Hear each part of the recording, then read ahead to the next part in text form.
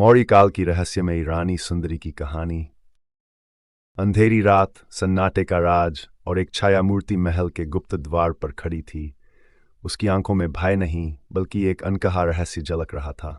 कौन थी वो और क्यों मौर्य साम्राज्य का भविष्य इस स्त्री पर निर्भर करता था? यह कहानी है मौर्य साम्राज्य की एक ऐसी रानी की जिसका नाम इतिहास में तो दबा दिया गया, लेकिन उसकी बुद्धिमत्ता, साहस और त्याग ने भारत के इतिहास को नया मोड़ दिया। आइए चलते हैं 2300 साल पहले के समय में, जहां सत्ता की जालसाजियां, प्रेम की कहानियां और रहस्यों से भरी घटनाएं एक साथ बुनी जा रही थीं। पहला दृश्य चंद्रगुप्त मौर्य का राज था। राजधानी पाटलिपुत्र अपने स्वर्णिम वैभव के चरम पर थी। महल में जश्न का माहौल था, लेकिन इसी बीच एक सेवक गुप्त रास्ते से आकर महामंत्री चाणक्य के कान में फुसफुसाया, गुरुदेव, कोई गुप्त संदेश लेकर आया है। चाणक्य ने संदेश पढ़ा और उनकी भौहें तन गई। संदेश में लिखा था, राजमहल के भीतर विश्वासघात की साजिश पनप रही है। यह संदेश उस परछाई का है जो आपके पक्ष में है, सावधान रहें। चाणक्य ने तुरंत चंद्रगुप्त को बुलाया और योजना बनाने लगे, लेकिन सवाल यह था कि यह गुप्त संदेश भेजने वाला कौन है। दूसरा दृश्य रानी सुंदरी का प्रवेश। रानी सुंदरी, जिन्हें मौर्य साम्राज्य की सबसे खूबसूरत और रहस्यमयी रानी माना जाता था, उस रात महल के बगीचे में अकेली टहल रही थीं। उनका चेहरा शांति और सौम्यता से भरा था, लेकिन उनकी आंखों में कुछ छिपा हुआ था।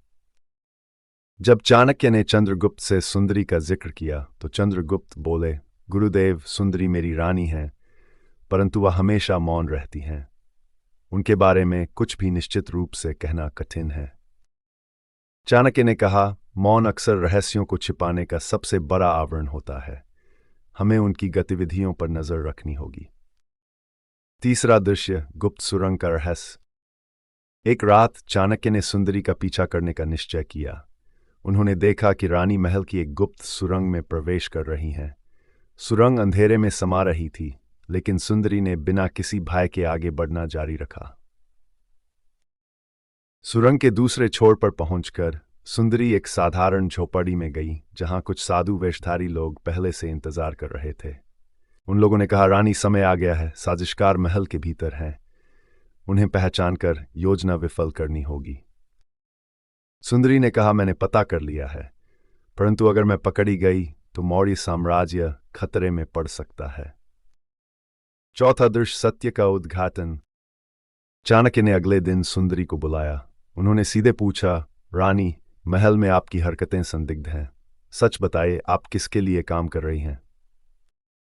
सुंदरी मुस्कुराई और बोली, गुरुदेव, अगर मैं सच कह दूं तो शायद आप मुझ पर विश्वास नहीं करेंगे, परंतु ये जान लें कि मैं इस साम्राज्य के लिए ही अपने प्राण जोखिम में डाल रही हूं।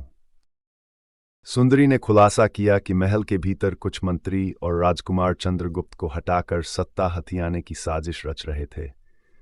वह गुप्तचरों के जरिए ये जानकारी इकट्ठा कर रही थीं। चाणक्य ने पूछा, लेकिन आप ये क्यों कर रही हैं? सुंदरी की आंखों में आंसू आ गए। उन्होंने कहा, क्योंकि मैं केवल एक रानी नहीं बल्कि इस साम्राज्य की बेटी हूं।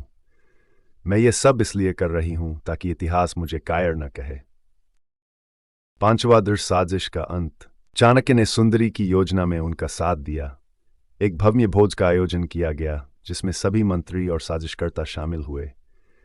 रानी सुंदरी ने चाणक्य और चंद्रगुप्त की मदद से सबूत इकट्ठा किए थे। भोज के बीच चाणक्य ने साजिशकर्ताओं को बेनकाब किया। उनके पास सुंदरी द्वारा एकत्रित सबूत थे। चंद्रगुप्त ने सभी दोषियों को गिरफ्तार करने का आदेश दिया। छठा दृश्य रानी का बलिदान। लेकिन कहानी यहीं खत्म नहीं होती। साजिशकर्ताओं के समर्थकों ने रानी को दोषी ठहराने की कोशिश की। उनके खिलाफ षड्यंत्र रचकर उन्हें राजमहल से बाहर करने का दबाव डाला गया। रानी सुंदरी ने चंद्रगुप्त से कहा, महाराज, मेरा नाम इतिहास में लिखा जाए या नहीं, इससे फर्क नहीं पड़ता, लेकिन मेरा उद्देश्य पूरा हुआ। मैं इस साम्राज्य के लिए अपना सब कुछ कुर्बान करने को तैयार हूं।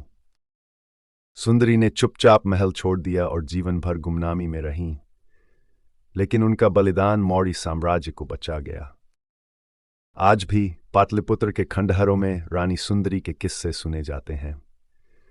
लोग कहते हैं कि जब भी साम्राज्य पर संकट आता, रानी की आत्मा अदृश्य रूप में प्रकट होकर सहायता करती थी। इतिहास में उनका नाम भले ही खो गया हो, लेकिन उनकी वीरता और बलिदान ने मौर्य साम्राज्य की नींव को और मजबूत किया।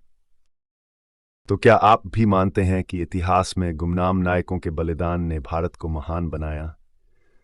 अगर हाँ, तो इस वीडियो को लाइक करें और ऐसे ही कहानियों के लिए चैनल को सब्सक्राइब करें।